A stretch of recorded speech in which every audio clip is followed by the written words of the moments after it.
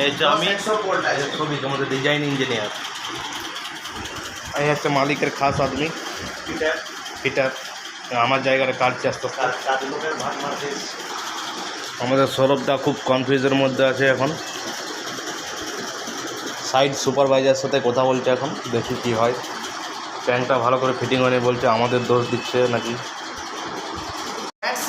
ওখানে আর কোনো কিছু নিয়ে বলার দরকার নেই, মালিকেরও বিউটিফিকেশনের উপরে।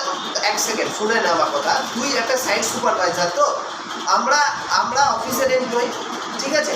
মালিক ডাইরেক্ট ডিল করছে ক্লায়েন্টের সঙ্গে, তো ওর বেশি চাহিদা আছে না যে ট্যাঙ্কটা আমার সুন্দর লাগবে না লাগবে কি না।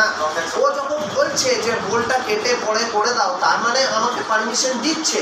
তো তোকে যখন পারমিশন দিচ্ছে তো কি দরকার আছে, তুই কেটে দিয়ে দে। চালু করার আগে সৌভিকের সঙ্গে তো আলাদা আলোচনা হয়েছে, সৌভিক বলে দিয়েছে যে আমাদের কাছে 10 কাঠের বোল্ট